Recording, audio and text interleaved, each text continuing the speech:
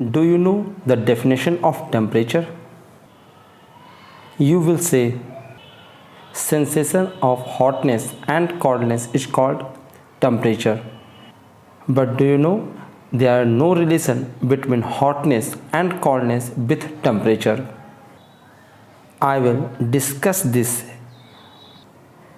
in detail in this video. I am Abhinandan Kumar Azad and you are on my YouTube channel Shanti Classes A.S.K. Azad Mechanical Engineering. Dear student, बार के exam में एक बहुत ही general सा question पूछा जाता है, जो मैं क्वेश्चन आपसे पूछने वाला हूं, जिससे आपको टेम्परेचर का डेफिनेशन बहुत ही स्पष्ट रूप से क्लियर हो जाएगा। उसमें पूछा जाता है कि आप जिस रूम में इंटरव्यू दे रहे हो उस रूम में एसी लग चला हुआ है और एसी का कुछ सेट पॉइंट है, यानी कि एसी 20 डिग्री या फिर 15 डिग्री या 19 डिग्री जो भी है डिग्री सेल्सियस पे उसका सेट टेम्परेचर है। यहाँ पे रूम में दो पेन रखे हुए, एक वुड का पेन है और एक स्टील का किसी भी मेटल का पेन है। ठीक है, किसी कारणवश लोग चले जाते हैं बाहर और एसी चालू छूट जाता है, लोग बाहर वापस आते हैं तो उनको कौन सा पेन ज़्यादा ठंडा महसूस होगा? गर्मी का दिन है, ऑब्वियस सी बात है, बाहर से आए उनको पेन लेना है तो कौन सा पेन उन्हें ज़्यादा ठंडा रहेगा? तो जाहिर सी बात है आपका जवाब होगा कि सर जो मेटल का पेन है, जो लोहे का पेन है या स्टील का पेन है, वो ज़्यादा हमें कोल्ड महसूस होगा रेदर देन हमें वुड का पेन, जो लकड़ी का पेन है या किसी और फाइबर का पेन है उसकी तुलना में। पर यह आपका जवाब गलत होता है, क्योंकि आपको पता है कि इस रूम का टेम्परेचर, चूँकि यहाँ पे एसी लगा हुआ है और 15 डिग्री सेल्सियस उसका सेट पॉइंट है, यानी कि वो एसी पूरे रूम का टेम्परेचर 15 डिग्री सेल्सियस मेंटेन करने की पूरी जोर कोशिश कर रहा होगा। ठीक है, वो कर पाया होगा कि नहीं कर पाया होगा नहीं जानता हूँ मैं, पर वो पूरी कोशिश कर रहा होगा, यानी कि दोनों पेनों का टेम्परेचर सेम ही होगा और कोशिश तो होगी कि वो 15 डिग्री सेल्सियस पे ही रहे। पर आप देख रहे हो कि एक आपको ज़्यादा ठंडक महसूस होता है और एक आपको गर्म महसूस होता है, उसके रिस्पेक्ट में थोड़ा कम ठंडा महसूस होता है। इसका मतलब है कि टेम्परेचर दोनों का सेम है, फिर भी आपको चीज़ें अलग अलग महसूस हो रही है। चलिए, अभी भी आप लोगों ने नहीं समझा है, कोई दिक्कत नहीं है, फिर से एक एग्जांपल लेता हूँ। आप शादी वादी में गए होगे, वहाँ पे चेयर लगा रहता है, ठीक है, और चेयर मान लेते हैं एक मेटल का चेयर रहता है, एक फाइबर का चेयर रहता है, ठीक है, और सुबह तक वो इसी ठंड में छूट जाता है। वो मान लेते हैं ठंड में शादी है दिसंबर वगैरह में, और सुबह रात भर वो शीत में छूट गया है बाहर, आपको सुबह सुबह जाना है और उस चेयर पर बैठना है। तो आप एक जो है वो मेटल का चेयर है, यानी कि स्टील का चेयर है, और एक आपका वुड का चेयर है। आपको बैठना, कौन ज़्यादा ठंडा महसूस होगा?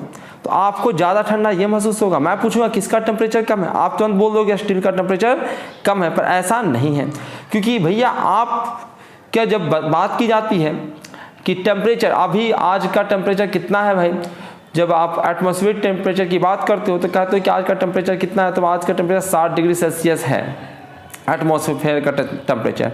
तो 60 डिग्री टेम्परेचर होने का मतलब क्या है कि भैया आसपास जो भी बाहर खुले में रखा हुआ है वो हर चीज़ का टेम्परेचर 60 डिग्री सेल्सियस होगा ना, उसी के आसपास होगा, चाहे ये हो या ये हो, दोनों का टेम्परेचर कितना होगा? 60 डिग्री सेल्सियस या फिर इसके आसपास। भाई दिन भर, वो रात भर अगर बाहर ओपन छूट गया है तो बाहर का जो एटमॉस्फेयर का टेम्परेचर है 7 डिग्री सेल्सियस, वही टेम्परेचर, जब तक ये टेम्परेचर सेम ना हो जाए तब तक हीट ट्रांसफर तो होता रहेगा।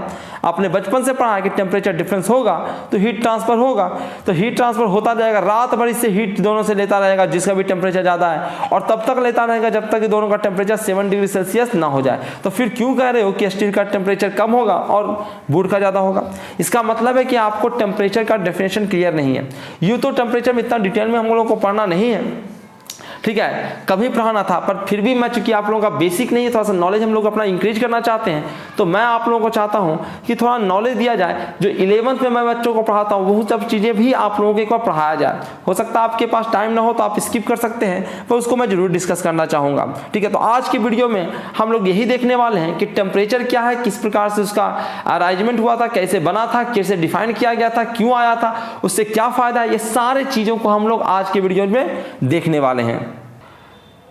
स्टार्ट करने से पहले मैं आपसे आग्रह कर रहा हूं कि यदि आप लोगों ने मेरे चैनल को सब्सक्राइब नहीं किया, सब्सक्राइब कर लीजिए, बेल आइकन क्लिक कर दीजिए, वीडियो को लाइक कर दीजिए, फिर बाद में आप वीडियो में इतना खो जाएंगे कि आपको याद ही नहीं रहेगा कि वीडियो को लाइक भी करना है। तो डियर स्टूडेंट्स, ये मैं पढ़ाता हूँ 11th के बच्चों को, ठीक है, कि थर्मल प्रॉपर्टी ऑफ मैटर जो आपके 11th में एनसीईआरटी में टॉपिक है, उसमें पढ़ाता हूँ कि टेम्परेचर एंड हीट का डेफिनेशन क्या है, आप इसको क्या समझते हो। तो टेम्परेचर जो है वो कुछ और नहीं, is the measure of the average kinetic energy of the particles in a system. किसी सिस्टम का टेम्परेचर मेजर करना है तो कुछ वो और नहीं, वो उसका जो एवरेज काइनेटिक एनर्जी है उसी का मेजरमेंट है। एग्जैक्ट हम काइनेटिक एनर्जी नहीं मेजर कर रहे हैं, पर उसी के कारण टेम्परेचर का मीनिंग आता है। वो क्या है, चूंकि फिजिकल क्वांटिटी, जैसे हैप्पीनेस क्या है, क्या मैं इसको डिफाइन कर सकता हूँ क्या? ठीक है, तो मैं कहूँगा कि यार जो आपका प्लेजर है, जो आपके पास, उसका मेजरमेंट हैप्पीनेस है। ठीक है, इस प्रकार से उसे बताया जाता है। उसी प्रकार से टेम्परेचर क्या है भाई, तो वो जो सारे मॉलिक्यूल्स इधर उधर हरकत कर रहे हैं, हिल डोल कर रहा है, अपने खुद के कारण वो हिल डोल करता रहता है, जिग-जैग मोशन करता रहता है, उसके कारण उसमें एनर्जी होता है, और उसी एनर्जी को हम एक टर्म से मेजर करते हैं जिसको हम टेम्परेचर कहते हैं। ठीक है, अगर आप 0 केल्विन टेम्परेचर कर दोगे, यानी कि पूरे मॉलिक्यूल्स का काइनेटिक एनर्जी कितना हो जाएगा, 0 हो जाएगा, यानी कि कोई एनर्जी उसके पास नहीं बचेगी। एब्सोल्यूट 0 पर सिस्टम का कोई भी एनर्जी, काइनेटिक एनर्जी खासकर कोई भी एनर्जी नहीं बचता है। ये आप लोगों ने कई बार सुना होगा, पर समझ में आपको नहीं आया होगा। उम्मीद करते हैं आप समझ में आ गया होगा। फिर भी अगर आपको कोई दिक्कत हो रहा है तो आप कमेंट में मुझसे पूछ सकते हैं, मैं आपको फिर से नए वीडियो में उसको डिस्कस डिटेल में करूंगा। Temperature is a relative major और इंडिकेशंस ऑफ हॉटनेस और कोल्डनेस। मैंने उस डिफिनेशन को, चूंकि बच्चों को पढ़ा रहा हूँ 11th के, तो इस बात को भी बताओ कि ये रिलेटिव मेजरमेंट है, और हकीकत तो मैंने बताया ही आपको कि हॉटनेस और कोल्डनेस का टेम्परेचर से कोई लेना देना नहीं है। हाँ, रिलेटिव मैंने इसलिए कहा है कि अगर आपको 2 सबस्टांस दे दिया जाए और इसमें अगर आप हीट ट्रांसफर हो रहा है, ठीक है, इसमें हीट ट्रांसफर हो रहा है, तो जाहिर सी बात है अगर इससे जा रहा है इसमें हीट, यानी कि आपको, आप अपने से तुलना कीजिए। ठीक है, इस बॉडी, ये बॉडी है आपका और ये आप हो, ठीक है, आपने इसको टच किया, आपको गर्म लगा, इसका मतलब है कि इसका टेम्परेचर जो होगा वो आप इसके टेम्परेचर ज़्यादा है तभी जाके ये गर्म लगा, यानी कि इसका टेम्परेचर ज़्यादा है और इसका टेम्परेचर कम है। इसका टेम्परेचर ज़्यादा है इसलिए यहाँ से हीट का फ्लो आपके शरीर में हुआ है, इसलिए आपको वो गर्म लगा है।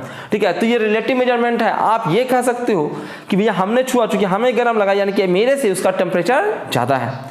ठीक है, आप बस यही कर सकते हो, जो कुछ ज़्यादा गर्म लगेगा यानी कि आपसे टेम्परेचर उसका ज़्यादा है, ठीक है, ज़्यादा है, और जो आपको थोड़ा सा गर्म लग रहा है इसका मतलब उसका टेम्परेचर आपसे थोड़ा सा ही ज़्यादा है। ठीक है, तो ये है रिलेटिव मेजरमेंट। टेम्परेचर जो होता है वो रिलेटिव मेजरमेंट होता है। हीट के बारे में हल्का सा जान ही लेते हैं कि हीट क्या है भाई, क्योंकि थर्मोडायनेमिक्स हम लोग पढ़ रहे हैं, फ्लो तो हीट का ही होना है। तो heat is the form of energy transfer between the 2 और मोर सिस्टम और a system with and its surrounding by virtue of temperature difference। तो हीट भी क्या है, तो हीट भी एक प्रकार का एनर्जी है जिसका फ्लो होता है, किसके कारण होता है, तो टेम्परेचर डिफरेंस के कारण इसका फ्लो होता है। ठीक है, जितनी फिजिकल क्वांटिटीज को एक्सप्लेन कर पाना, उसको समझा जाता है, समझा मतलब फील किया जाता है, उसका डिफाइन कर पाना इतना आसान किसी भी थर्मोडायनामिक या फिर किसी भी फिजिकल क्वांटिटी को एक्सप्लेन करना इतना आसान नहीं। जैसे मैं आपको लेंथ का ही डिफिनेशन पूछूं, क्या कर पाओगे क्या डिफाइन आप लेंथ को? मैं आपको मास का डिफिनेशन पूछूं, क्या कर पाओगे क्या डिफाइन आप? किसी का भी डेफिनेशन एग्जैक्ट डेफिनेशन नहीं बनता है, उसको बस समझाया जाता है बच्चों को, क्या फील कर पाए उसको। ठीक है, ऐसा यूनिट आप जानते हैं हीट का जूल होता है, सीजीएस यूनिट की बात करें तो कैलोरी होता है, अगर ऐसा यूनिट की बात करें हम टेम्परेचर का तो वो केल्विन होता है, और 1 कैलोरी इक्वल टू जानते हो 4.28 जूल होता है, या फिर 1 kilo calorie equal to 1000 calorie या फिर 4200 जूल के बराबर होता है। ठीक है, डिग्री सेल्सियस का भी हम यूज करते हैं टेम्परेचर मेजरमेंट में, वो कॉमन यूनिट है। जियोथर्मल थर्मोडायनामिक्स में बता चुका हूं आप लोगों की, यदि आप 2 bodies are said to be in thermal equilibrium if no transfer of heat taken place when they are placed in contact. ठीक है, कहता है जियोथर्मल थर्मोडायनामिक्स कहता है कि 2 बॉडी थर्मल इक्विलिब्रियम कहलाएंगे यदि, भाई सबसे पहले तो मैंने थर्मल इक्विलिब्रियम को समझाया, जियोथर्मल उसके बाद देखेंगे थर्मल इक्विलिब्रियम क्या है भाई। तो 2 बॉडी थर्मल इक्विलिब्रियम तब कहलाते हैं जब 2 बॉडी को हम कांटेक्ट में रख दें और उसके बीच कोई हीट ट्रांसफर ना हो। अगर हीट ट्रांसफर नहीं हो रहा है इसका मतलब वो दोनों क्या है, थर्मल इक्विलिब्रियम में है। अब हम बात करते हैं जियोथर्मल का, तो जियोथर्मल कहता है if 2 bodies A and B are in thermal equilibrium and A and C are also in thermal equilibrium then B and C are also in thermal equilibrium। ये भी मैं डिस्कस कर चुका हूं आप लोगों को पिछले वीडियोज में क्लासेज में कि भाई ये 2 बॉडीज है और ए टच में है आपका एक बॉडी ए से, अगर A B में कोई हीट ट्रांसफर नहीं हो रहा है, ये दोनों में भी कोई हीट ट्रांसफर नहीं हो रहा है, ए और सी में भी, तो इन दोनों को भी अगर हम कांटेक्ट में रख देंगे तो इसके बीच भी कोई हीट ट्रांसफर नहीं होगा। इसी से डेफिनेशन आता है टेम्परेचर का कि भैया अगर इस दोनों में हीट ट्रांसफर नहीं हो रहा है इसका मतलब दोनों सेम टेम्परेचर पे है, टेम्परेचर दोनों क्या है सेम, इसका टेम्परेचर भी सेम है, और इन दोनों के बीच हीट ट्रांसफर नहीं हो रहा है इसका मतलब इसका भी टेम्परेचर सेम है। अगर ऐसी बात है तो इन दोनों का भी टेम्परेचर सेम होगा है कि नहीं है, दोनों का टेम्परेचर सेम है, यानी कि इन दोनों के बीच भी कोई हीट ट्रांसफर नहीं होगा। ठीक है, तो इस प्रकार से हमने ज्योत लॉ को समझा। नेक्स्ट, द ज्योत law of thermodynamics is the basic of measurement of temperature and setting its scale। अगर हमारा था ये थर्मोडायनामिक्स का जीरो लॉ नहीं होता तो हम टेम्परेचर को डिफाइन नहीं कर पाते हैं। ठीक है, फिर सेम फिजिकल क्वांटिटी, जैसे कि यहाँ पे देखिए क्यों नहीं डिफाइन कर पाते हैं, ये आपने रटा जरूर होगा पर आपने समझा नहीं होगा कि हम क्यों डिफिनेशन नहीं दे पाते टेम्परेचर का। ठीक है, कि देखो अब ज्योत लॉ कहता है कि ए और बी अगर थर्मल इक्विलिब्रियम में है तो दोनों, ये दोनों अगर थर्मल इक्विलिब्रियम में है तो ये, और ये दोनों थर्मल इक्विलिब्रियम में है तो ये भी थर्मल इक्विलिब्रियम में होगा। थर्मल इक्विलिब्रियम क्या मतलब होता है कि इन दोनों का टेम्परेचर, इन दोनों भाई कोई ना कोई फिजिकल क्वांटिटी ऐसा है जो मैंने कहा कि थर्मल इक्विलिब्रियम का डेफिनेशन मैंने क्या बताया, थर्मल इक्विलिब्रियम का डेफिनेशन बताया कि टेम्परेचर डिफरेंस के कारण ही हीट ट्रांसफर होता है, और मैंने बताया कि अगर टेम्परेचर सेम है तो हीट ट्रांसफर नहीं होगा। थर्मल इक्विलिब्रियम का मतलब है कि हीट ट्रांसफर नहीं हो रहा है, इसका मतलब है कि दोनों का टेम्परेचर सेम है। तो टेम्परेचर का डेफिनेशन आया कि वह सेम है, इन दोनों के बीच भी हीट ट्रांसफर नहीं हो रहा है, यानी कि इसके बीच का टेम्परेचर सेम है, तब इन दोनों का भी सिर्फ टेम्परेचर सेम होना चाहिए ना। ये तो ज्योत लॉ ही बताता है टेम्परेचर, तब ना टेम्परेचर का सेंस बन के आएगा, ये तो सेंस ही नहीं बनेगा, इसका टेम्परेचर कुछ और आ जाए, इसका टेम्परेचर कुछ और आ जाए, तो फिर सेंस ही ने टेम्परेचर कहा कि सेम ऑब्जेक्ट है पर टेम्परेचर सेम फिजिकल कंडीशन है, सेम उसका स्थिति है दोनों के बीच, इसका भी हीट ट्रांसफर नहीं हो रहा है, यहाँ भी हीट ट्रांसफर नहीं हो रहा, तो सेम फिजिकल कंडीशन है, पर फिजिकल क्वांटिटी जो टेम्परेचर है वो अगर इक्वल नहीं आएगा तो भैया टेम्परेचर का डेफिनेशन ही नहीं बनेगा। ठीक है, यानी थर्मामीटर से आप नापोगे, मान लेते हैं ये ए जो है वो थर्मामीटर है, ठीक है, तो ए यहाँ पे जो बता रहा था यहाँ पे हीट ट्रांसफर नहीं हो रहा है, तब तो होता रहेगा जब तक इसका पारा चढ़ता रहेगा, हीट ट्रांसफर होना बंद हो गया, उसके बाद इसके साथ भी हीट ट्रांसफर होना बंद हो गया, तो दोनों का सेम स्केल ना बताना चाहिए। अगर दोनों का 2 डिग्री या 3 डिग्री या 10 डिग्री सेल्सियस बताएगा तब ना हम कहेंगे कि हाँ भाई सेम क्वांटिटी आ रहा है, यानी कि एक फिजिकल क्वांटिटी है जिसको सेम फिजिकल कंडीशन होता है तो वो क्वांटिटी भी सेम होता है। ठीक है, इस प्रकार से डेफिनेशन आता है आपका ज्योत लॉ के कारण टेम्परेचर का। अब कहता है the branch of science which deals with the measures of temperature of a substance is known as thermometry. जिसमें हम टेम्परेचर के मेजरमेंट के बारे में पढ़ेंगे उसको हम थर्मोमेट्री कहेंगे। ठीक है, एंड जिस डिवाइस से हम टेम्परेचर को मेजर करेंगे उसको हम थर्मोमीटर कहेंगे। यानी थर्मोमीटर क्या है भाई, तो थर्मोमीटर का डेफिनेशन है आपका कि thermometer calibrated for a temperature scale is used to measure the value of given temperature on that scale। उस स्केल पे जो गिवन स्केल है उसका, क्योंकि ऑब्वियस सी बात आप जानते हो टेम्परेचर को कई स्केलों पे मेजर किया जाता है, तो टेम्परेचर क्या है भाई, तो थर्मोमीटर क्या है, उसमें भी कोई स्केल रहेगा, उसी स्केल पे वो मेजर करके देगा। जैसे कि आप फीवर मापते हो तो फ़ारेनहाइट में नापते हो, आप जानते हो इस बात को। नेक्स्ट चलते हैं हम लोग कुछ और डेफिनेशन देखते हैं। कहता है कि टेम्परेचर बना कैसे। ठीक है, टेम्परेचर को किसी ने डिफाइन कैसे किया, कैसे उसको मेजर करेंगे, किस स्केल पे मेजर करेंगे, उसका स्केल कैसे बना, पूरा बजावते हम उस चीज़ों को समझते हैं। ठीक है, तो for the measurement of temperature 2 fixed reference point are selected. 2 reference point को सेलेक्ट किया गया। ठीक है, उसमें से 2 रेफरेंस पॉइंट क्या क्या था भाई, तो एक था आपका फिक्स्ड रेफरेंस पॉइंट और आइस पॉइंट एक था, और एक स्टीम पॉइंट ऑफ वाटर था। तो वाटर कहाँ पे जमता है और कहाँ पे बॉयल होता है, ये 2 पॉइंट को रेफरेंस पॉइंट के रूप में हर एक मैक्सिमम स्केल ने इसको रेफरेंस पॉइंट के रूप में सेलेक्ट किया कि वो एक फिक्स पॉइंट है जहाँ पे उसका फिजिकल क्वांटिटी चेंज नहीं होगा। ठीक है, यानी कि उसका एक फिजिकल क्वांटिटी टेम्परेचर नाम का फिजिकल क्वांटिटी है जो आइस पॉइंट पे फिक्स रहता है, जहाँ पे आइस बनना शुरू होता है, जो वाटर हो आइस में कन्वर्ट होना शुरू होता है, वो फिक्स पॉइंट होता है टेम्परेचर का। और जहाँ पे वो बॉयल होता है, वेपर बनना शुरू करता है, यानी कि वाटर का आइस पॉइंट से कम टेम्परेचर नहीं हो सकता है, वाटर का बॉइलिंग पॉइंट से ज़्यादा टेम्परेचर नहीं हो सकता है। तो 2 पॉइंट उसको रेफरेंस पॉइंट के रूप में मिल गया, उसी को सबने रेफरेंस पॉइंट सेलेक्ट किया और उसी में अपना अपना स्केल सबने बनाया। ठीक है, which are known as freezing point एक को कहा और एक को बॉइलिंग पॉइंट कहा। ठीक है, जहाँ पे फ्रीज कर रहा है, बर्फ बन रहा है, उसको उसने फ्रीजिंग पॉइंट कहा, और जहाँ पे वो बॉयल हो रहा है, वेपर बन रहा है, उसको उसने बॉइलिंग पॉइंट कहा। ठीक है, और ऑब्वियस ही बात है कि ये स्टैंडर्ड प्रेशर पे है, क्योंकि प्रेशर चेंज करोगे तो बॉइलिंग पॉइंट और फ्रीजिंग पॉइंट बदल जाएगा। ठीक है, कैसे बदलेगा केमिस्ट्री में आपने पढ़ा होगा या फिर कभी मैं बताऊंगा आपको, वरना वीडियो बड़ा हो जाएगा। कह रहा है कि 2 फेमिलियर स्केल है जिस पे जनरली हम मेजर करते हैं टेम्परेचर को, और वो एक है फ़ारेनहाइट और दूसरा है सेल्सियस स्केल। ठीक है, नेक्स्ट चलते हैं। कहता है कि भैया हम थोड़ा सा याद करें कि आइस पॉइंट और स्टीम पॉइंट को वैल्यू दिया गया फ़ारेनहाइट में, इसको एक को दिया गया 32 डिग्री फ़ारेनहाइट। ठीक है, आइस पॉइंट को कितना दिया गया वैल्यू, ये फ़ारेनहाइट ने अपने अनुसार दिया, उसने जो अच्छा डिजिट लगा उसने दे दिया कि आइस को हम 32 डिग्री फ़ारेनहाइट मानेंगे, और स्टीम पॉइंट को ऐसे ही हम कितना मानेंगे भाई, तो 212 डिग्री फ़ारेनहाइट मानेंगे। इसको याद भी रखिएगा, पूछा भी जाता है रिस्पेक्टिवली। ठीक है, तो फ़ारेनहाइट स्केल ने ऐसा माना, और डिग्री जो सेल्सियस स्केल है उसने क्या माना भाई, तो आइस पॉइंट को उसने 0 डिग्री सेल्सियस माना और स्टीम पॉइंट को उसने 100 डिग्री सेल्सियस माना। ये तो आपको याद है ही, ठीक है। तो यहाँ से रेफरेंस पॉइंट बना, तो हम कहते हैं कि भैया ये जो आइस पॉइंट और जो बॉइलिंग पॉइंट है उसमें फ़ारेनहाइट का डिफरेंस कितना है, तो 180 डिग्री फ़ारेनहाइट का डिफरेंस इन दोनों के बीच है, ठीक है। और यही अगर हम सेल्सियस स्केल में चले जाते हैं, ठीक है, सेल्सियस स्केल में चले जाते हैं तो उसमें बॉइलिंग पॉइंट और फ्रीजिंग पॉइंट के बीच 100 डिग्री का डिफरेंस है। ये मैं ऐसे ही आप लोगों को बता रहा हूँ क्योंकि इसी से स्केल में आगे बजाबते बनेगा कि कैसे लोग स्केल बना रहे हैं, चीज़ों को तुम समझिए, ठीक है। और चूंकि ये आपको 11th में ही पढ़ना है तो ऐसे भी आप लोगों को ये आता ही होगा। 11th के एनसीईआरटी बुक में हर चीज़ है लाइन बाय लाइन।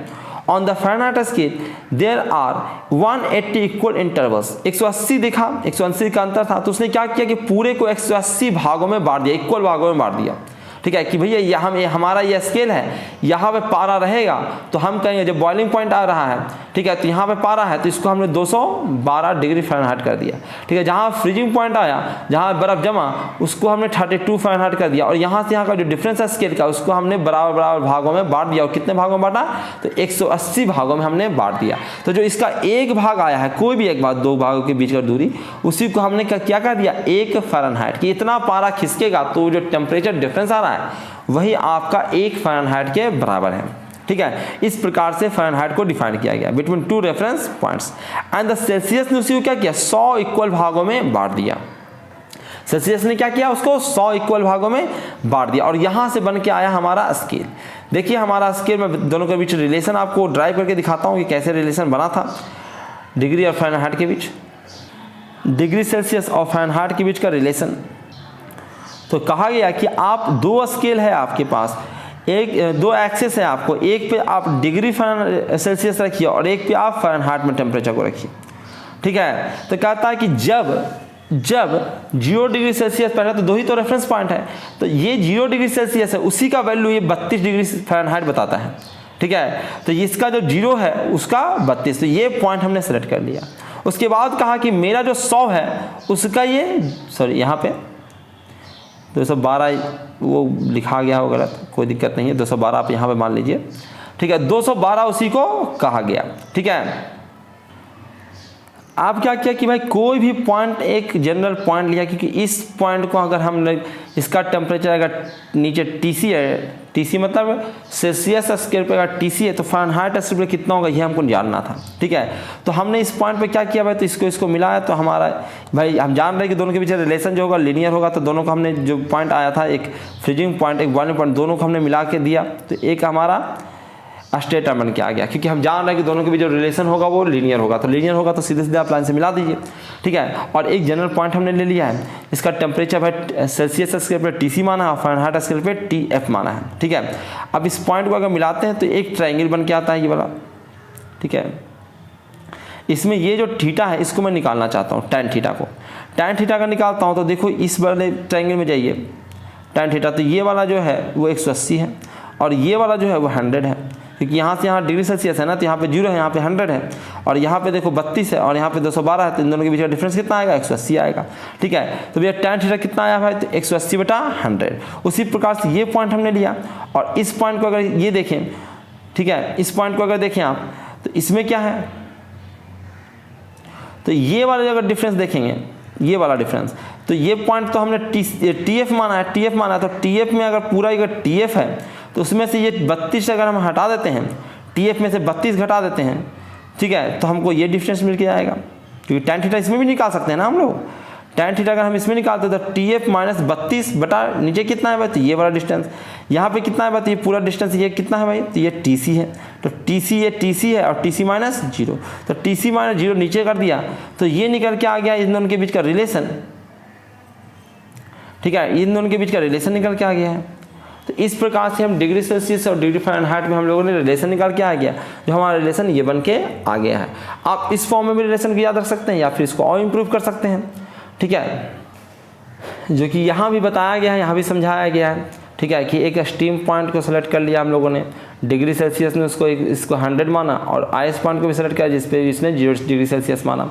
इसी स्टीम पॉइंट को फ़ारेनहाइट 212 डिग्री फ़ारेनहाइट माना, और आइस पॉइंट को उसने 32 डिग्री फ़ारेनहाइट माना।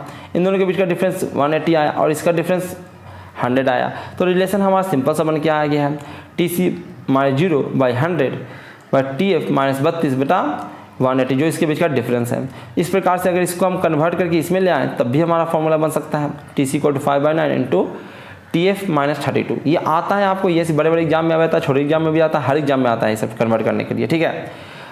तो नेक्स्ट चलते हैं, थोड़ा सा एक बार और रिवीजन में करवा देता हूँ कुछ और पॉइंट्स का, इसको डिटेल में भी पढ़ेंगे। बॉयल्स लॉ क्या है भाई? तो बॉयल्स लॉ कहता है कि the pressures of a given mass of ideal gas is inversely proportional to its volume at a constant temperature. Boyle's गर्म हो जाता है, इसलिए टेम्परेचर को कांस्टेंट लेता है, टेम्परेचर कांस्टेंट होगा तो आप जानते हैं PV = nRT। ऑब्वियस सी बात है, PV = nRT जो है वो इसके बाद बना था, ठीक है। लेकिन हम चूंकि पढ़ चुके हैं तो PV = nRT से फ़ायदा उठाएंगे और जानेंगे टेम्परेचर जैसे कांस्टेंट होगा, टेम्परेचर कांस्टेंट होगा, नंबर ऑफ मोल्स को हम कांस्टेंट रहते हैं कि सिम गैस पे हम एक्सपेरिमेंट कर रहे हैं और ये तो यूनिवर्सल कांस्टेंट है, तो देखिए कि P जो है यूनिवर्सल प्रोपोर्शनल होगा V के, ठीक है, यानी कि PV = कांस्टेंट होगा। ये हमें बॉयल्स लॉ बताता है। चार्ल्स लॉ पे चलते हैं हम लोग, तो चार्ल्स लॉ बताता है the volume of an ideal gas at constant pressure is directly proportional to the absolute temperature. Charles ये बताते हैं कि अगर प्रेशर को आप कांस्टेंट रखिएगा तो वॉल्यूम जो होता है वो डायरेक्टली प्रोपोर्शनल होगा टेम्परेचर के। होना भी चाहिए PV = nRT से, जानते हैं कि फॉर्मूला बाद में बनता है इन सब के डेरिवेशन के बाद, लेकिन याद रखने के लिए हम जान सकते हैं कि जैसे ही हम प्रेशर को कांस्टेंट कर देंगे तो ये नंबर ऑफ मोल्स तो पहले ही कांस्टेंट है, R तो पहले ही कांस्टेंट है, तो V डायरेक्टली प्रोपोर्शनल होगा किसके? T के, ठीक है। तो ये भी हमें याद है। नेक्स्ट चलते हैं हम लोग, नेक्स्ट हमारा ये है एवोगाड्रो का नियम। एवोगाड्रो जी कहते हैं, ठीक है, the volume of a gas is directly proportional to the number of moles of gas when temperature and pressure are held constant. PV = nRT से हम चलते हैं, PV = nRT कहता है कि अगर भाई सब चीज़ कांस्टेंट है, अगर प्रेशर कांस्टेंट है, टेम्परेचर कांस्टेंट है, तो V डायरेक्टली प्रोपोर्शनल कितने होगा? N के होगा, ठीक है, क्योंकि R तो कांस्टेंट ही है। कि अगर भाई जितना ज़्यादा नंबर ऑफ मोल्स बढ़ाओगे, गैस ही बढ़ाओ दोगे, तो उसको रखने के लिए आपको वॉल्यूम भी ज़्यादा जरूरत पड़ेगा, यदि आप प्रेशर और टेम्परेचर नहीं बढ़ाना चाहते हो तो। अगर हम इन सबों को कंबाइन करें, ठीक है, तो अगर हम नोटिस करें 1 और 2 को कंबाइन करें, जो पहला ये दोनों लॉ है, ठीक है, एक बॉयल्स लॉ है, एक चार्ल्स लॉ है, इन दोनों को अगर हम कंबाइन करते हैं तो हमारा बन के आता है, नोटिस करते हैं कि PV जो का मल्टीप्लिकेशन कांस्टेंट रहता है, एक और दूसरा है आपका सेकंड लॉ है वो V/T = कांस्टेंट है। दोनों कंबाइन करते हैं तो ये बन के आता है PV/T = कांस्टेंट, ठीक है। और कांस्टेंट टर्म अगर हम रखते हैं μ × R, म्यू कुछ और नहीं, नंबर ऑफ मोल्स को जो N कहते हैं उसी को यहाँ पे म्यू कहा गया, क्योंकि NCERT ने क्लास 11th में म्यू ही दिखा है सिंबल, तो मैंने म्यू भी इस्तेमाल में किया है। तो यहाँ से बन के आता है PV = μRT, जहाँ म्यू क्या है? नंबर ऑफ मोल्स हैं, ठीक है। इसी को हमने कहा आइडियल गैस इक्वेशन, ठीक है। मैं थोड़ा सा शॉर्ट में रिवीजन आप लोगों को करा रहा हूँ, ठीक है, ताकि हम लोग पहुँचे जाए सा स्टैंडर्ड वाला भी पढ़ने लायक बन जाए, समझ में आए चीज़ें हम लोगों को। कहता है तो कहता है वो आइडियल गैस इक्वेशन था और this relation forms and true for any quantity of a given ideal gas and also for any quantity of any dilute या mixed ideal gas। Ideal gas चाहे वो सिंगल गैस हो या फिर ढेर सारा आइडियल गैस का मिक्सचर हो, सबके लिए ये जो फॉर्मूला PV = nRT वो सही है, ठीक है। यहाँ पे जो R जो कांस्टेंट आ रहा है वो यूनिवर्सल गैस कांस्टेंट है, जिसका वैल्यू होता है R = 8.31 J/mol/Kelvin, ठीक है। नेक्स्ट चलते हैं हम कि हमने आइडियल गैस इक्वेशन से कंक्लूड किया कि PV का जो मल्टीप्लिकेशन है वो डायरेक्टली प्रोपोर्शनल होगा T के, ठीक है। This relation is used to measure temperature in a constant volume gas thermometer. ये मैंने पिछले वीडियो में बताया था कि कांस्टेंट वॉल्यूम गैस थर्मोमीटर क्या होता है और उसमें यही रिलेशन काम में आता है, ठीक है। ये जो रिलेशन है PV जो है वो डायरेक्टली प्रोपोर्शनल होता है T को। ये आपका कांस्टेंट वॉल्यूम गैस थर्मोमीटर होता है, एक कांस्टेंट प्रेशर गैस थर्मोमीटर होता है। अगर कांस्टेंट वॉल्यूम कर दोगे तो प्रेशर मेजर कीजिए, टेम्परेचर आपको मिल जाएगा, और अगर आप प्रेशर को कांस्टेंट कर देते हो तो वॉल्यूम को मेजर कीजिए, टेम्परेचर आपको मिल जाएगा, ठीक है। तो यहाँ पे हम थोड़ा सा इसके रिलेशन से देखते हैं। हम वॉल्यूम को कांस्टेंट रख रहे हैं तो प्रेशर जो होगा वो डायरेक्टली प्रोपोर्शनल किसके होगा? टेम्परेचर के होगा एट कांस्टेंट वॉल्यूम। और एक हम प्लॉट तैयार करते हैं, प्लॉट माने ग्राफ तैयार करते हैं, ठीक है। तो ये ग्राफ मैंने तैयार किया कि भाई हमने एक सेम अमाउंट का गैस ले लिया है, ठीक है, और उसका हम प्रेशर को हम वॉल्यूम को भी हमने मेंटेन कर रखा है, कंटेनर में ले लिया है, ठीक है, और वहाँ पे टेम्परेचर बढ़ा रहे हैं और प्रेशर गैस लगा के उसका प्रेशर मेजर कर रहे हैं, ठीक है, उसका ग्राफ बनाते जा रहे हैं, ठीक है। तो ये तो बढ़ता जाएगा, जान रहे हो लिनियरली बढ़ेगा। PV = nRT ग्राफ से आपको पता है कि लिनियर बढ़ने वाला डायरेक्टली प्रोपोर्शनल है, ठीक है। लेकिन हम अगर टेम्परेचर को घटाना शुरू करें ठीक है, और टेम्परेचर हम घटाना शुरू करें, 0 डिग्री सेल्सियस से भी टेम्परेचर को कम करना शुरू करें, तो कमता जाता है तो प्रेशर भी कमेगा लीनियरली। ठीक है, एक लिमिट से तो ज़्यादा टेम्परेचर को आप कम ही नहीं कर सकते हो, क्योंकि आप प्रेशर को कम नहीं कर सकते हो। भाई 0 प्रेशर कभी ला सकते हो तुम? 0 प्रेशर कभी नहीं आ सकता है, एब्सोल्यूट 0 प्रेशर आप ला नहीं सकते हो। क्यों नहीं ला सकते? क्यों नहीं ला सकते भाई? क्योंकि भाई मॉलिक्यूल्स हैं तो रैंडम मोशन करेंगे ही करेंगे। इसका मतलब है तभी जाके 0 होगा जब पूरा एनर्जी उससे चूस लोगे तुम। ठीक है, वो संभव है नहीं आपसे, क्योंकि पूरा एनर्जी खत्म कर दोगे तो भैया वो बचेगा ही नहीं। तो ऐसा हो ही नहीं सकता मॉलिक्यूल बिल्कुल फ्रीज हो जाए, ये आप प्रैक्टिकली नहीं कर सकते। ठीक है, तो एक लिमिट तक तो आप कम कर पाओगे, उसके बाद नहीं हो पाएगा। तो हम क्या करेंगे भाई, कम हो ही रहा है तो इसको हम डैश डैश करके आगे बढ़ा के देखते हैं। आगे बढ़ा के हमने देखा तो हमने पाया कि ये टेम्परेचर इसको कहीं पे काट रहा है, और ये जो टेम्परेचर आ रहा है वो सिर्फ एक ही चीज़ पे डिपेंड कर रहा है। ठीक है, सिर्फ एक फिजिकल क्वांटिटी पे डिपेंड कर रहा है। वहाँ पे हमें 2 रेफरेंस पॉइंट लेने की जरूरत पड़ा, यहाँ पे सिर्फ एक रेफरेंस पॉइंट से हमारा कम चल जा रहा है। तो इसी को SI यूनिट कहा गया और इसी को केल्विन टेम्परेचर कहा गया। ठीक है, एक केल्विन टेम्परेचर स्केल बना। ठीक है, जहाँ पे कट रहा था जितना डिग्री सेल्सियस पे, ये कट रहा था -273.15 डिग्री सेल्सियस, इतना टेम्परेचर पे ये कट रहा था। ठीक है, डिग्री सेल्सियस। तो इसी को कह दिया कि देखो मैं ना इसका एक नाम रख देता हूँ।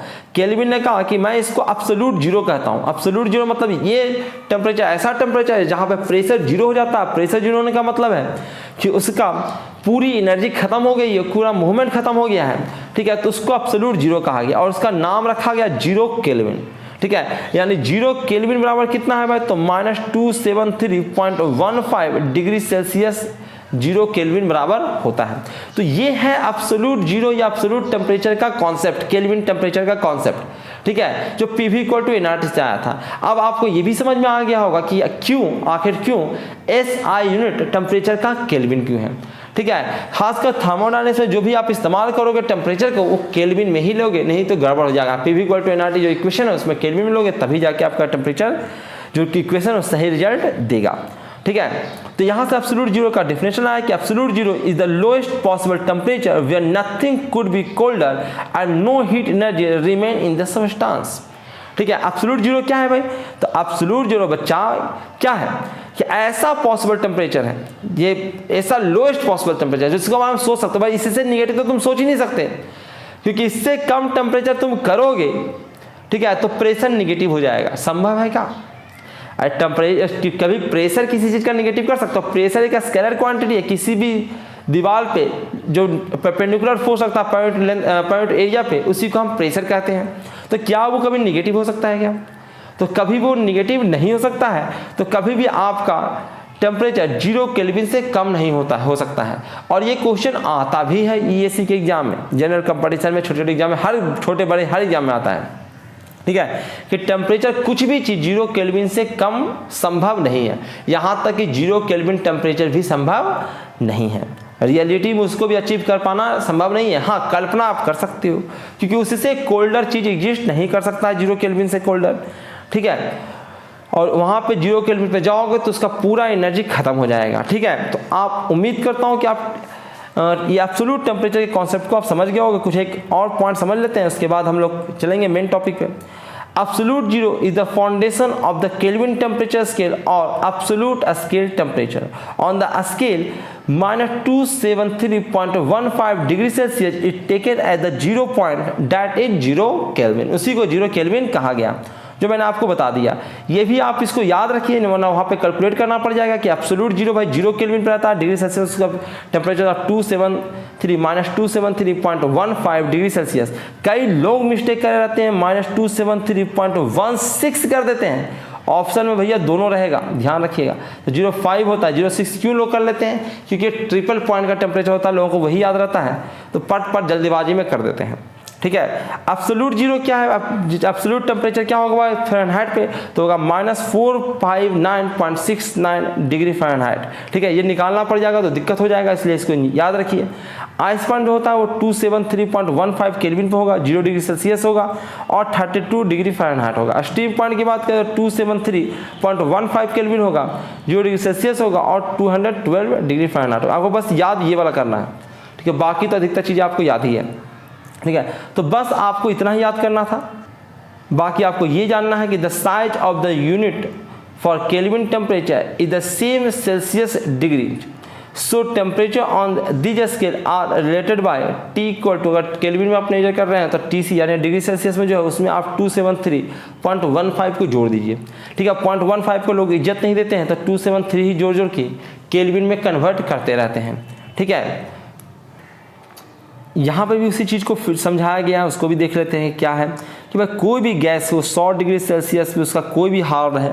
ठीक है, अलग अलग गैसेज रहेगा 100 डिग्री सेल्सियस पे, जाहिर सी बात है उसका प्रेशर अलग अलग रहेगा। तो ढेर सारे हमने सब्सटेंसेस लिए हैं। ठीक है, और सबका टेम्परेचर हमने कम करना शुरू किया तो प्रेशर कमेगा, और प्रेशर कमेगा उसको अगर बढ़ाते हैं आगे, ठीक है भाई 0 डिग्री सेल्सियस में कुछ ना कुछ उसका प्रेशर तो रहेगा ही रहेगा। ठीक है, उसको और बढ़ाते सब जाके एक ही पॉइंट पर मिलता है, सब जाके एक ही पॉइंट पर मिलता है। ठीक है, इससे लोगों को समझ में आया कि यार एक वो स्केल और भी हम मिस कर रहे हैं, कुछ और बना सकते हैं हम लोग। जो केल्विन के दिमाग में आया, केल्विन का स्केल को और भी डिटेल में हम लोग समझेंगे आगे क्लासेज में। ठीक है, तो उसको समझा गया, उसको एक नाम दिया गया कि भैया इसी को हम 0 केल्विन कहेंगे, जो कि किसके बराबर है -273.15 डिग्री सेल्सियस के बराबर है। ठीक है, तो ये आपका ये आया कि आप केल्विन में डिग्री सेल्सियस को केल्विन कैसे कन्वर्ट करेंगे, तो 273.15 को हम ऐड कर देंगे। ठीक है, अब ट्रिपल जो पॉइंट होता है, ट्रिपल पॉइंट क्या होता है भाई, तो ट्रिपल पॉइंट के भी आगे क्लासेस में समझेंगे। यहाँ तो मैं सिंपली बता देता हूँ आपको कि ट्रिपल पॉइंट एक ऐसा पॉइंट होता है जहाँ पे, ठीक है, जहाँ पे वाटर, ट्रिपल पॉइंट की बात करें तो भाई समझ लो किसी भी सबस्टांस के लिए ट्रिपल पॉइंट डिफाइन होता है, सिर्फ वाटर के लिए नहीं, तो किसी भी सबस्टांस के लिए होता है जहाँ पर तीनों फेज एग्जिस्ट करे उसका। ठीक है, ट्रिपल पॉइंट ऐसा पॉइंट होता है जहाँ पे उसका तीनों फेज एग्जिस्ट करे, सॉलिड, लिक्विड और गैस। अब जो साधारण बच्चे हैं उसको समझ में नहीं आ रहा होगा कि सारा ऐसे कैसे हो सकता है, एगो तो 0 डिग्री सेल्सियस पे होता है, एगो 100 डिग्री सेल्सियस पे होता है, दोनों एक ही जगह पे कैसे एग्जिस्ट करेगा। तो भैया ये तो तुम एक ही वेरिएबल ले रहे हो ना, ये तो तुम एक चीज़ मेंशन कर रहे हो ना कि प्रेशर उसका कांस्टेंट है, हम प्रेशर भी तो चेंज करेंगे। ठीक है, हम प्रेशर भी तो बदल सकते हैं इसका, तो दोनों के हम एक ही पॉइंट सब चीज़ वेरिएशन करेंगे, जो कि उसके जो मैंने आपको फेज रूल में बताया था कि किन की चीज़ों से किसी पॉइंट को डिफाइन किया जा सकता है, उसमें मैंने बताया था कि आपको ट्रिपल पॉइंट का कोई भी डिग्री ऑफ फ्रीडम नहीं होता, वो एक फिक्स पॉइंट होता है, मैंने बताया था वहाँ पे। ठीक है, तो उसको हम चेंज नहीं कर सकते, वो एक फिक्स पॉइंट है। उसी प्रकार से ट्रिपल पॉइंट अगर फिक्स पॉइंट है तो उसका केल्विन टेम्परेचर फिक्स है, तो केल्विन टेम्परेचर कितना होता है 273.16 केल्विन, और डिग्री सेल्सियस में 0.01 डिग्री सेल्सियस, यानी कि 1 केल्विन का डेफिनेशन यहीं से आता है। 1 केल्विन क्या है भाई, तो ट्रिपल पॉइंट ऑफ H2A का 1/273.16 इतना से हम भाग देंगे तब जाके हमको निकल के आता है 1 केल्विन का टेम्परेचर। ठीक है, तो 1 केल्विन का टेम्परेचर भी आपको याद रखना चाहिए कि 1 केल्विन मतलब क्या होता है। तो 1 केल्विन को इस प्रकार से डिफाइन किया गया है। ठीक है, और जान लीजिए Kelvin is an absolute scale, it is also called as thermodynamic temperature scale. हम केल्विन स्केल को ही थर्मोडायनेमिक टेम्परेचर स्केल कहते हैं। The scale like degree Celsius which is used before 1954 are based on 2 reference point। इसके पहले जितने भी बने थे सबका 2 रेफरेंस पॉइंट था, 2 रेफरेंस पॉइंट वाला कभी भी काम नहीं करेगा ढंग से। ठीक है, खासकर फिजिक्स के नियम में कोई भी देखते हुए कोई फिजिक्स के नियम आते हैं तो वहाँ पे हाँ डिफरेंस निकालना रहता है, तो डिफरेंस वाला में डिग्री सेल्सियस में लीजिए या केल्विन में लीजिए काम कर जाता है, क्योंकि डिफरेंस में आपका 2 रेफरेंस पॉइंट में कोई कॉन्सेप्ट ही नहीं रहा, वो तो कट गया। ठीक है, लेकिन जब भी आपको एक टेम्परेचर में इस्तेमाल करना रहता है तो वहाँ पे आपको सिर्फ केल्विन वाला ही काम करता है, डिग्री सेल्सियस वगैरह वाला काम नहीं करेगा, क्योंकि वो 2 रेफरेंस पॉइंट पे काम कर रहा है ना, इसलिए। ठीक है, तो कह रहा है कि 1954 are based on the 2 reference point. After 1954 we are started using absolute scale which are based on single reference point. ये सिंगल रेफरेंस पॉइंट पे था। सोच लो कि आखिर तुम जो कैलोरीमेट्री पढ़ते हो तो उसमें केल्विन या डिग्री सेल्सियस में लोग क्यों इस्तेमाल करते हैं या कैलोरी में क्यों चीज़ों इस्तेमाल करते हैं, क्योंकि उस वक्त तक इस सब चीज़ों का खोज ही नहीं हुआ था। जब कैलोरीमेट्री का आविष्कार हुआ था उस वक्त इस सब चीज़ों का खोज ही नहीं हुआ था। The reference point taken at triple point of water. तो रेफरेंस पॉइंट यहाँ पे किसको लिया गया है, तो ट्रिपल पॉइंट ऑफ वाटर को ही रेफरेंस पॉइंट लिया गया। देखो degree Celsius degree kelvin temperature का 1 केल्विन का डेफिनेशन कहाँ से आ रहा है, ट्रिपल पॉइंट ऑफ वाटर से हम उसका डेफिनेशन दे रहे हैं, और उसका एक ही रेफरेंस पॉइंट यही रेफरेंस पॉइंट है। ठीक है, यहाँ पे कई और भी क्वेश्चंस हैं, इस क्वेश्चन को मैं एक्सप्लेन करता हूँ, आप लोग इसको बनाने का ट्राई कीजिए। कह रहा 2 टेम्परेचर स्केल दे रखा है। ठीक है, टेम्परेचर स्केल 2 दे रखा है। एक रहा था कोई n टेम्परेचर स्केल है जिसका स्टीम पॉइंट 100 डिग्री सेल्सियस है और आइस पॉइंट आपका जो है वो 7, ये कितना है दे रखा है, ये 4 लिखा हुआ है, थोड़ा सा ये अच्छा से आया नहीं इसमें। 400 डिग्री n को हमने माना 400 डिग्री n पे उसका जो आइस पॉइंट है वो 100 डिग्री एन पे उसका जो है वो स्टीम पॉइंट है। तो आपसे कहा गया कि भाई 60 डिग्री सेल्सियस को हम, ठीक है, इस टेम्परेचर स्केल में कितना बोलेंगे, कितना डिग्री एन बोलेंगे, ठीक है। तो जो हमने तरीका अपना है उसी तरीका को फॉलो करेंगे। जो हमने फॉर्मूला लगाया कि भाई क्या करना है, तो Tn माइनस जो लोएस्ट पॉइंट है उसको हम माइनस कर दें 400 को, बाय इन दोनों के बीच का डिफरेंस जो कि -300 है, ठीक है, ऊपर वाले से नीचे वाला घटाएंगे ना, इक्वल टू यहाँ पर Tc माइनस कितना कर देंगे भाई, तो 0 डिग्री सेल्सियस, ठीक है, 0 डिग्री सेल्सियस कर लेंगे। और क्या करेंगे भाई, तो इन दोनों के बीच का डिफरेंस जो कि 100 है वो कर लेंगे, ठीक है। अब 60 डिग्री का निकालना है तो 60 डिग्री यहाँ पे पुट कर दीजिए 60 डिग्री, तो यहाँ से आपका Tn निकल के आ जाएगा, ठीक है। तो यहाँ से आप Tn निकाल लीजिए। तो इस प्रकार से आप निकाल सकते हैं, निकाल के देखिए कितना आता है, ठीक है। बाकी मैं इसे आपको बता ही चुका हूँ कि केल्विन टेम्परेचर स्केल पर कभी भी 0 केल्विन एग्जिस्ट नहीं करता है, कैन नेवर भी 0 केल्विन टेम्परेचर पर 0 कभी भी एग्जिस्ट नहीं करता है, रियल लाइफ में कभी वो नहीं हो सकता है, ठीक है।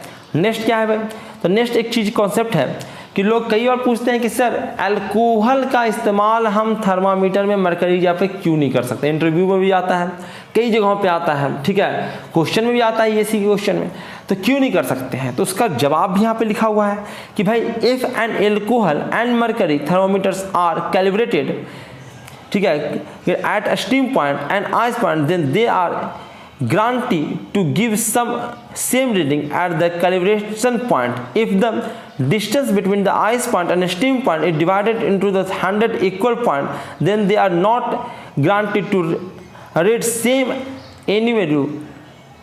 सॉरी मैं इसको थोड़ा सा जूम कर देता हूँ ताकि आप अच्छे से देख सकें, ठीक है। तो क्या कह रहा है, ये क्वेश्चन आया था ये सी में, वो क्वेश्चन है, दोनों क्वेश्चन आता है।